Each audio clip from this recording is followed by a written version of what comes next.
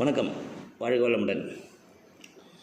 சமீபத்தில் senior citizens சில பேர்கிட்ட உரையாட வேண்டிய ஒரு சூழ்நிலை. அது இல்லாமல் சில கடந்த கால நிகழ்வுகள், நினைவுகள், அதில் நம்ம பேசிக்கும் போது, சகஜமாக பேசும்போது, என்னப்பா அவருக்கு இவ்வளோ வயசாகிடுச்சின்னு மெச்சூரிட்டியே இல்லாமல் பேசுகிறாரு என்கிறது வழக்கமான ஒரு சொல்லாடல்.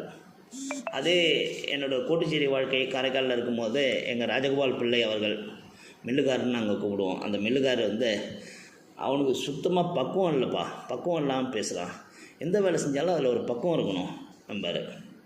ஸோ இந்த பக்குவம்ங்கிறது, இந்த மெச்சூரிட்டி என்ன நம்ம எடுத்துக்கிட்டோம்னா, இந்த காலகட்டங்களில் ஒரு ஓல்டேஜ் பீப்புளுக்கு எப்படி அந்த பக்குவங்கள் தேவைப்படுகிறது. அது பக்குவங்கிறது மனப்பக்குவம்னு எடுத்துக்கிட்டாலும் சரி, maturity, mind maturity, mental maturity, physical maturity, intellectual மெச்சூரிட்டின்னு சொல்ல பல மெச்சூரிட்டி எடுத்துக்கலாம்.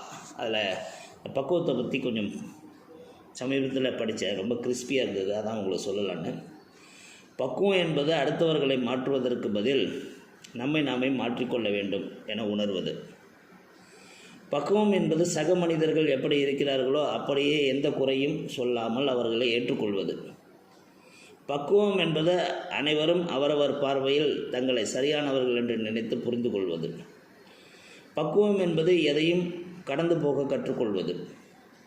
பக்குவம் என்பது மனிதர்களிடம் எந்த எதிர்பார்ப்பும் இல்லாமல் உருவாகுவதும், எதிர்பார்ப்புகளே இல்லாமல் அன்பு செய்வதும்.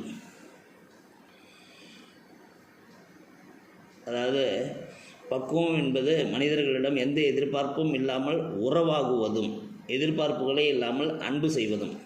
பக்குவம் என்பது நம் செயல்கள் அனைத்தையும் நம் திருப்திக்காக மட்டுமே புரிந்து கொள்வது. பக்குவம் என்பது நான் பெரிய அறிவாளி என்பதை உலகுக்கு நிரூபிக்க முயல்வது என்பதை நிறுத்துவது. பக்குவம் என்பது நம்மை மற்றவர்களோடு ஒப்பிடுவதை நிறுத்திக் கொள்வது. பக்குவம் என்பது உங்களுக்குள் நீங்கள் நிதானமாக இருப்பது. பக்குவம் என்பது தேவைகளையும் ஆசைகளையும் அதற்குள்ள வேறுபாட்டையும் புரிந்து கொள்வது, ஆசைகளை முற்றிலும் தவிர்ப்பது, இறுதியானதும் உறுதியானதும். பக்குவம் என்பது பகட்டு வாழ்க்கையையும் மகிழ்ச்சியையும் ஒன்றாக இணைத்து பார்ப்பதை நிறுத்தும்போது தான் நாம் மனப்பக்குவம் அடைகிறோம். பக்குவம் என்பது நாம் செய்தது தவறு என்று புரிந்தவுடன் உடனே வயதில் சிறியவராக இருந்தாலும் மன்னிக்க சொல்லி கேட்பது. பக்குவம் என்பது தவறு என்று தெரிந்தவுடன் அந்த தவறை மீண்டும் மீண்டும் செய்யாமல் இருப்பது என்று சொல்லி இந்த பக்குவங்களை கொஞ்சம் பிரித்து மேய்ஞ்சிருந்தாங்க.